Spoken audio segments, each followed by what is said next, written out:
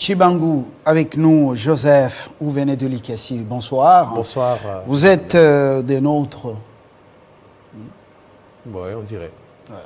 Je ne suis pas dans Macha Moumenou, je parle de la corporation. Journaliste, bien. Voilà, de nôtres, vous êtes congolais.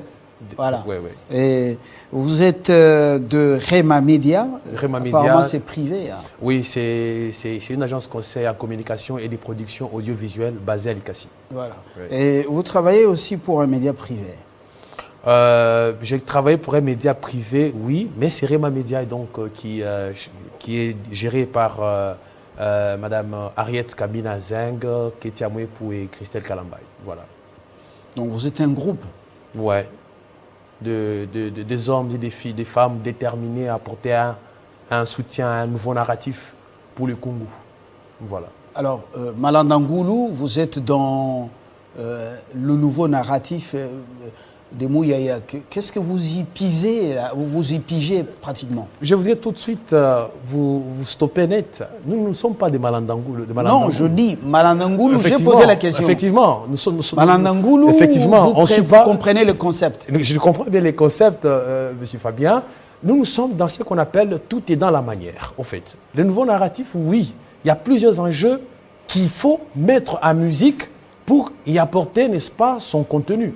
Nous sommes dans ce qu'on appelle « tout est dans la manière de présenter les choses, la manière de présenter le fait des sociétés que nous présentons à la télévision à travers un contenu de qualité qu'il nous faut pour que finalement, on regarde du rôle et de l'impact qu'a la télévision, qu'ont les médias sur les consommateurs, la population qui nous regarde dans cette dépression. Vous copiez beaucoup M. Kassamba, vous venez de copier Mouyaya, nouveau narratif. Bon, alors, parlons quand même de l'impact.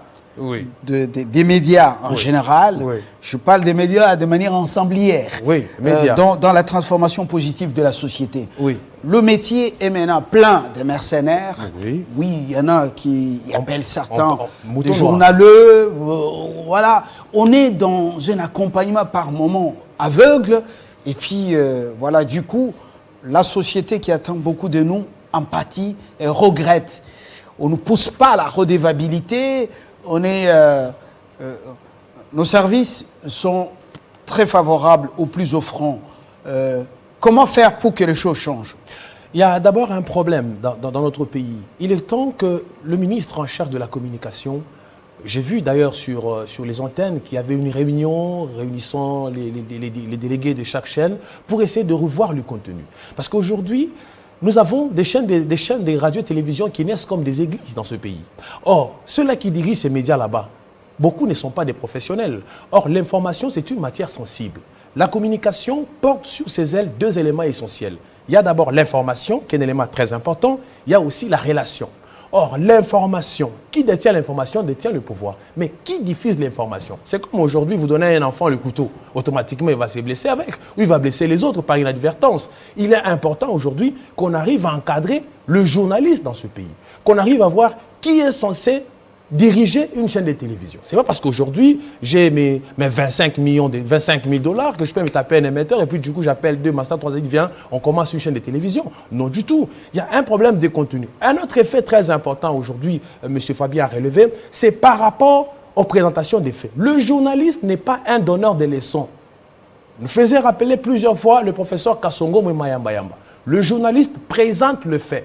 Quand on présente le fait, or, nous prenons le processus le traitement d'une information. Tout passe par la collecte des informations, il y a les traitements, il y a la diffusion. Mais au niveau du traitement, il y a ce qu'on appelle l'équilibre. Vous prenez le plan gauche, vous prenez également le plan B. Mais pour la plupart des cas, un journaliste ne veut pas être là tel que vous êtes là. Vous commencez à dire non, ce n'est pas un éditorial. C'est un éditorial où le journaliste apporte son point de vue par rapport à une question d'actualité donnée. Bon, mais donc il faudrait qu'on arrive à revoir beaucoup d'effets. Vous n'avez pas totalement raison. Ça, c'est au niveau de collecte, traitement et diffusion de l'information. Là, il y a plusieurs éléments à l'intérieur. Il y a d'autres genres journalistiques qui ne excluent pas justement ce que vous venez de dire. Vous venez de stigmatiser le journaliste, même dans un papier, à part présentation des faits. Oui. Et la parole accordée aux forces en présence concernées par les faits, il a toujours la chute qu'il donne. Il y a un élément. C'est bien l'aspect que vous relevez. Attention, nous sommes dans ce qu'on appelle l'espace public. L'espace public est géré par une certaine trilogie. Premièrement, vous avez les acteurs politiques, vous avez le journaliste qui sont au milieu, ou qui est au milieu, il y a de l'autre côté, il y a la population. Alors, lorsque le journaliste, lui, qui doit présenter les faits, un exemple patent, le cas de la phrase qui fait couler beaucoup d'encre et de salive, « Machamou, mais nous ». Une mauvaise interprétation, on reçoit quelqu'un, on dit, bon, ok, analyste politique qui vient ici, il dit autre chose, il y a des informations. Mais quand il y a des informations, c'est la population qui en pâtit. Et donc, il est important aujourd'hui que le ministre en charge de la communication, l'excellence Patrick Mouyaya Katembo, qui nous suit certainement, qui puisse prendre des mesures. Que ça doit continuer, pas seulement à Kinshasa, ça doit être dans les Haut-Katanga, ça doit être à Kolwezi, dans les Lualaba, ça doit être dans les Olomami, ça doit être dans les Kassai. Vous n'êtes pas obligé d'appeler Mouyaya excellence parce que... C'est un confrère. Pratiquement, voilà.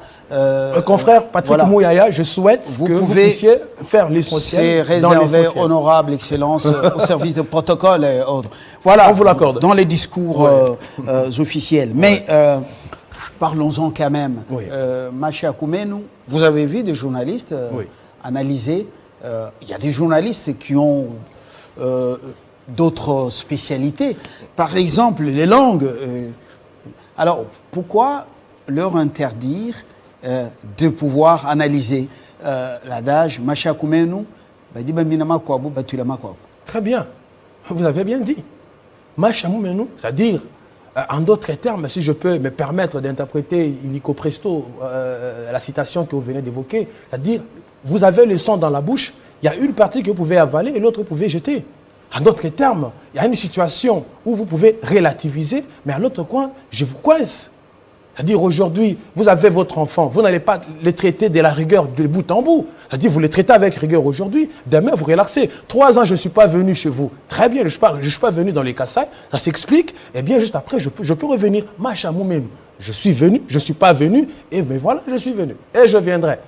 Tout simplement ça. Or, l'interprétation... Ça, c'est votre interprétation. Effectivement. Ça peut aussi signifier, de l'autre côté, c'est la guerre. Chez les Bokilo, j'étais plus là-bas. Voilà. Je vous ai gardé ici, tout simplement. Voilà, Fabien Mbala, ça me rappelle tout de suite, ça me fait appel à une théorie de Paul Lazafeld, la théorie de toutes ces flots. La théorie à 2 étages. C'est-à-dire ici, les leaders d'opinion, qui sont les facteurs déterminants?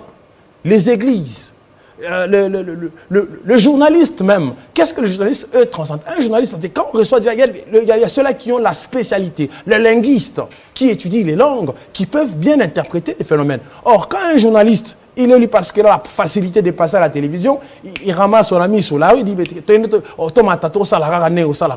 on passe et automatiquement, il y a des effets. Il y a une théorie de la seringue hypodermique, l'effet de médias sur les consommateurs. Un exemple simple aujourd'hui, l'influence des médias, les médias internationaux sur les comportements de nous Congolais aujourd'hui. Votre cœur bat très fort. Il bat fort en fonction de quoi? Pas pour les problèmes du Congo, c'est pour un film qu'on a balancé. Or, si nos médias, nous, pouvaient être aussi très influents, je pense qu'on devait s'en servir pour, n'est-ce pas, notamment évoquer l'aspect de l'état des sièges dans la partie est de la RDC. Parce qu'il y a un problème de communication, c'est très important. Parce que la communication est la seule arme capable avec laquelle on peut changer l'histoire de ce pays. On laisse l'approche communicationnelle à chaque institution ou aux personnes compétentes affectées à ce boulot.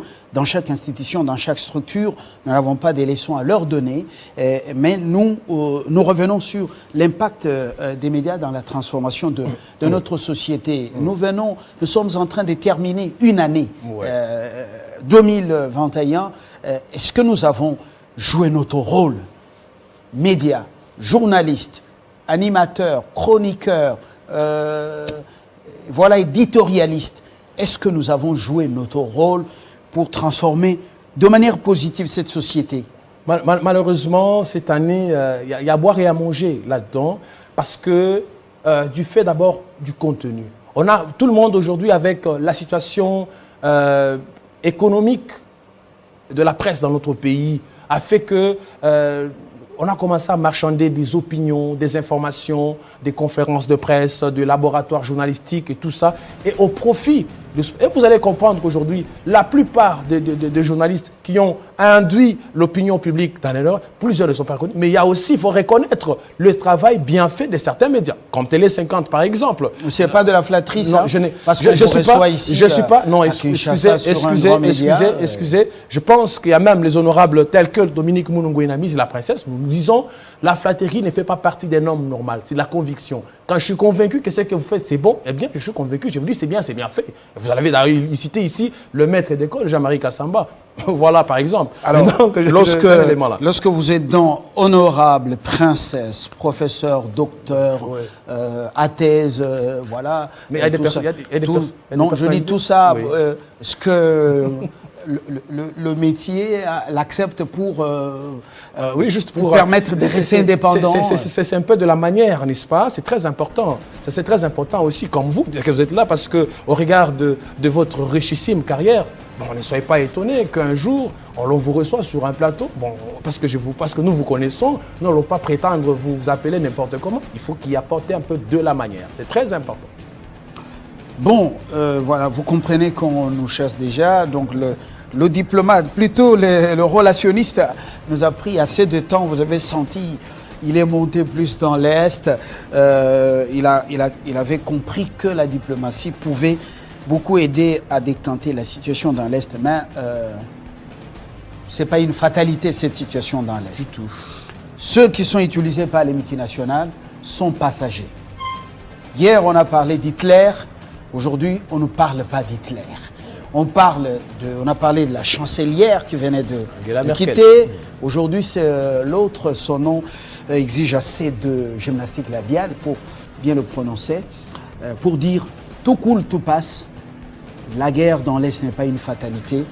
Et je suis heureux que vous soyez conscient que nous devons beaucoup faire pour changer notre société positivement, l'éduquer, lui donner la vraie information et surtout pousser les dirigeants à tous les niveaux à la redevabilité. Très bien.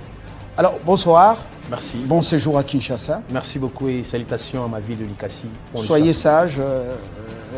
Si vous passez par Matongé ou Bandal. Oui, avec les embouteillages, mais bon, ça va. Non, je parle de poulet maillot. Ouais, bon. Et puis, on en a mis, il y a des surgelés, hein, d'ailleurs. Voilà. Je vais goûter un peu à cette qualité namibienne qu'on a apportée. Bonsoir à vous également. Bonne fête à Likasi. Tous les gardes miniers à l'Égécamine, à Likasi, la ville montagneuse où il fait frais, très frais. Et bonsoir propre. Chez vous. Alors, on dit qu'elle est propre. Oui. Ça reste à vérifier. Alors, le journal est après, sur Télé 50, avec le même plaisir.